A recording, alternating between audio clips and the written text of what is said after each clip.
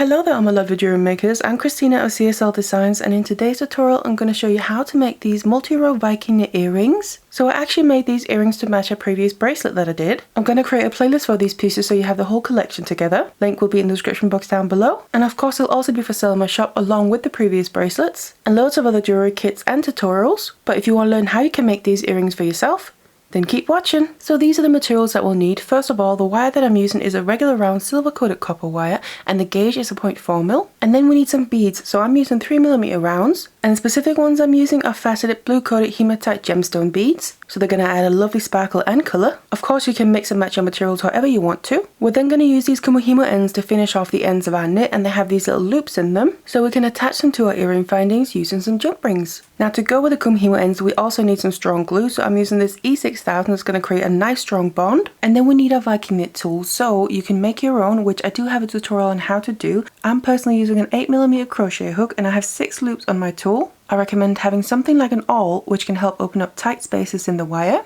And then we need a draw plate, which is going to help neaten up the braid and also get it to the size that we want. Then we also need some pliers. So I've got some flush cutters here so we can of course cut our wire, some chain nose and tweezers nose pliers to help manipulate the wire and also for any jump rings. Now you can always check out the description box below the video for the material list and useful links. Otherwise, let's get it all ready and let's get started. Then we need to cut a length of a 0.4mm wire here so we can start making our Viking knit. So really this is whatever you're comfortable working with. I usually like to stretch out my arms and use a wingspan, but it doesn't really matter because we're going to have to add in more wire anyway.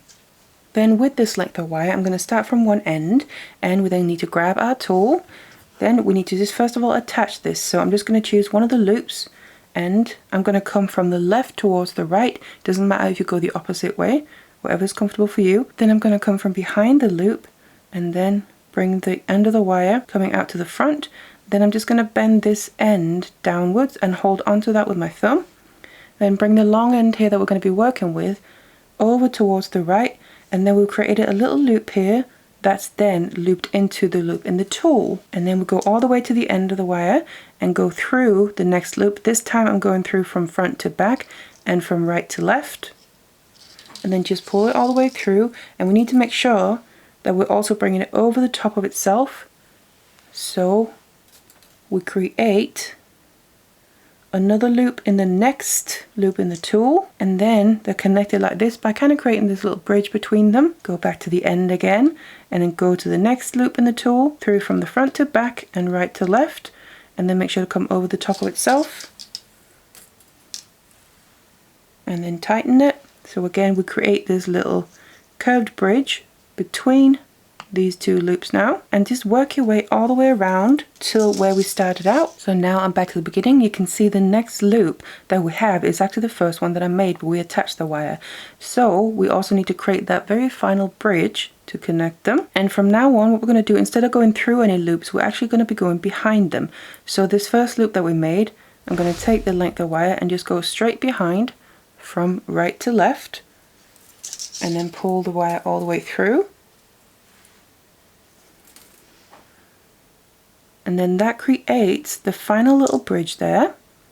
And we've now started our next row, and this is now how we want to continue. So again, the next loop we need to go behind it, pull the wire through, and now we're going to start creating another bridge underneath the first one. So we're going to be creating these layers here, which is what then builds the final Viking knit. So continue behind that next loop, pull it tight so we create the next bridge, and then now we literally want to continue like this. Now you will find at some point you're going to run out of your length of wire here, and we need to then attach a new one in. So I do have a tutorial where I show the basics of Viking knit and how to do that. I'm going to leave a link to that in the description box below if you're not too familiar with it. Otherwise, we just need to now continue creating our Viking knit until we have the length that we need. So now I made my length of Viking knit here. We can remove it from our tool, and then we have our full length. Now on the other end we still have the initial tool attached. So what I'm just going to do is remove that as well. So just cut through the loops in the tool, not through the loops in the Viking knit itself, and then just remove it. And we then have the full length of Viking knit here. Now just for reference, the length that I've got here is about 66 centimeters. And obviously we still need to draw this through the draw plate, so that's going to make it longer. But of course you can make yours longer or shorter depending on how you want your earrings. Now to be able to pull this through a draw plate, what I'm going to do is create a bit of another tool on the end here. So I've got 3 lengths of just scrap pieces of wire, and I'm going to put them through the loops on the end, but ones that are opposite each other, so 2 like that. Then just bring the wire up and kind of collect them back together. And then I'm going to take another length of wire through other 2 loops that are opposite each other, and then bring them up as well. And then the final one, bring through the last 2 loops and also bring that up and join the others. And then I'm just going to basically twist these together, and this is going to create a bit of a handle just so we have something to hold on to while we're then pulling it through the draw plate, which is what we're going to do next. So I'm going to bring that in, and then I just like to find the loop in here that's about the same size as the Viking knit that I've already done, just so we kind of have a starting point. So it fits through nicely here, so I know I can step down straight away. And then I'm using that handle that I made to hold on to while I'm then pulling this through, and this is still going through pretty easily. And then I'm just going to step down one more, and you're going to find that it's going to start to get tighter. So just keep pulling it through, and as we keep stepping down, it's going to get a bit tighter to pull through because we are actually aiming for it to become smaller. So just keep drawing it through, stepping down one size at a time. And you can also sometimes go through the same one twice just to kind of make sure it's fully settled in place before stepping down to the next size. And then I'm just going to work my way down towards the size that I want the final knit to be. So I've now reached the size here. So again, just pull that through, and you'll then be able to see that the knit has gotten much longer.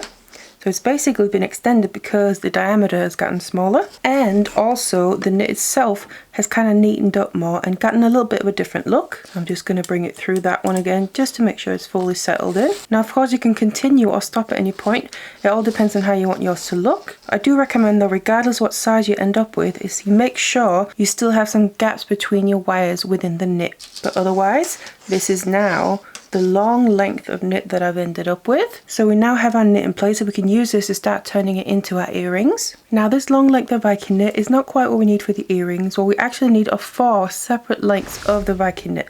So what I'm just going to do is put the ends together.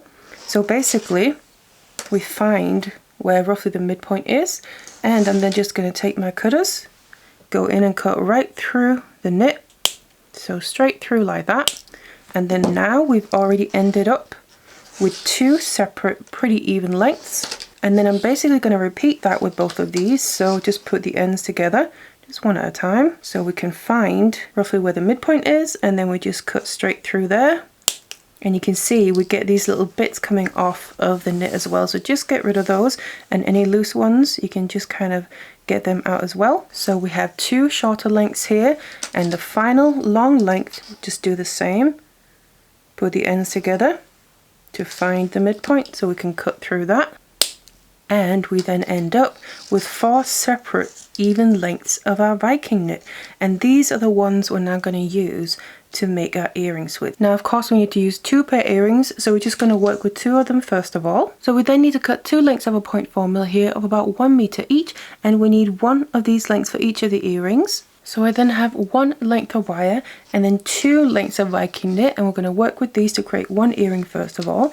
Now what I'm going to do is first I want to attach this length of wire to one of the lengths of Viking knit, and I'm just going to start towards one end, just move in a little bit from the very end, and then put your wire straight through the knit from one side to the other. And now I'm just going to then take this short length, just basically go back and forth through the knit here a few times. Make sure I step away from where the wire is coming out from a little bit, so we don't just pull it straight through the same place. So bring it back through. So we basically attach it in this way, and it's fastened nice and securely. So now we have it fastened. I'm going to bring in the other length of Viking knit, but before we put them together we also need to get some beads ready. So what I'm going to do is add a bead onto the length of wire and just let it drop all the way down, And then I'm going to take the end of the wire here and grab the other length of Viking knit, and I'm just going to place them how I want them to sit side by side. So I'm lining up the ends there, so I know where I need to go through with this length of wire. And I'm just going to go through from one side of the knit to the other, again just through some of those gaps, and then you can just put this down while I'm pulling the length all the way through the other length of Viking knit. And then as I'm pulling them tighter, they're going to end up sitting next to each other like this, but with the bead in between. Now what we need to do now is basically keep repeating this. So I'm going to the end again of the wire, and then on this side of the Viking knit, I want to just again make sure I go just away from where the wire is coming out from, but then come through to the inside again. And I also just want to make sure that I come out where it's going to fit perfectly with the next bead. So just pull that all the way through and just make sure that bead is sitting nice and tight in between the two lengths of Viking knit before I then pull this all the way through. And I like to just give it a nice little extra tug before I then grab the end and add another bead, and again just let that drop all the way down, and that is then going to end up slotting right in between the Viking knit there, but next to the first bead that we added. Now what we then need to do is cross over to the other side of Viking knit again, and I'm going to just again go through a gap on one side and come through on the other side, and that is obviously why we needed to make sure to leave that gap in the Viking knit as we were drawing it through. You can obviously make it smaller than this, but just make sure you have gaps enough in there so we can get this wire in and out as we're adding the beads. So there you can see that is now sitting perfectly next to the other bead, and we're basically creating this little channel in between the two lengths of Viking knit while adding some color and sparkle. Now we're going to step away from where this wire is coming out from, come through in the opposite direction again to come out in the middle, pull that through, give it a little tug, and then we can add our next bead. Let it drop down and then bring the wire to the other side to go through that length of Viking knit, and then of course just make sure you don't get any kinks as we're pulling it through, but then that sits there as a third bead, and then you just want to keep going like this, going back and forth from side to side, obviously adding the beads in that inner channel right next to each other. So now I've added all the beads that I want here. Then what I'm going to do is just take the length of wire, and I'm just going to move up the knit on one side here a little bit, so just without adding beads in, again step away from where the wire is coming out, go straight to the other side, pull it all the way through, and just make sure to give that little tug, just moving away up a little bit. Of course you then want to pick up the remaining lengths of Viking knit and add the beads in the exact same way so we end up with two even lengths. Now the lengths we have left on this end here of the knit are obviously a little bit too long, so what I'm going to do is cut them down, but I'm just going to use the other end as reference because that's the length I want to end up with. So just kind of fold it back on itself, but make sure you leave that loop. And then just line up the very final beads there, and you can see the length that I want these to be at, but when I'm going to cut them down, I'm going to just cut them a little bit longer than that, because you can always cut off more, but you obviously can't add to it. So cut a bit beyond.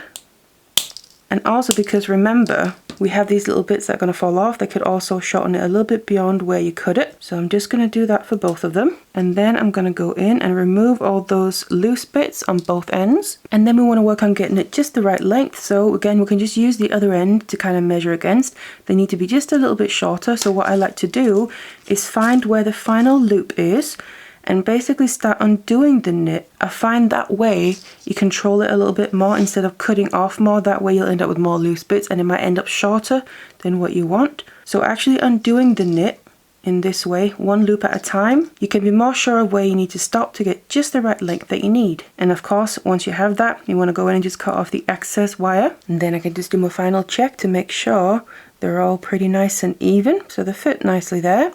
So what I'm going to do now is start to attach all of these ends together. So I'm just going to start on this end that we're already at, using the wire that we still have left. And I'm going to work my way further out towards the end, so we're not too close to the beads, just going back and forth in the knit a few times. Now I'm then going to go through the knit again here on this side, but now I'm going to cross over and go straight through the other knit as well. So I'm going through both of them, and as I'm then pulling this, that is then going to help pull them tighter together. Then go back and forth through these a few times, and once they're secured together, I'm then going to bring the other end up, and we then also need to secure this in the same way. So where my wire is coming out from, I'm just going to then focus on one side at a time. So I'm going to come through now the knit again, but so the wire ends up pointing towards the other end of the knit instead. You just pull that through first, and then we just want to go through the equivalent point on the opposite end here, so something like that, and now pull it all the way through, and you can see that's going to sit right up against the other two that we connected. And then first of all, I'm just going to go back and forth through here a few times, and then we of course just need to move on and go from this length to the last kind of loose length that hasn't been attached to them all yet. So just go through that one first of all, pull that nice and tight, and then grab onto the final length and bring that in to join the rest. Now what I'm just going to suggest you do is go back and forth through this a few times, basically to secure all this in place until you're happy with it. Once it's secured nicely, you can cut off the excess length of wire here, just leave a short little tail, which I'm then going to just grab with my pliers and kind of bend it back inwards towards the knit, and just make sure the end goes back inside so it's tucked out of the way. Now what we then need to do is get a kumihimo end onto this end here so we can of course wear them. So we're just going to add those over the top. Now if you find that these don't quite fit inside, you can always just kind of squish them a little bit so the end fits nicely inside of the kumihimo end. Now of course we're going to need to add some glue to this so it'll last.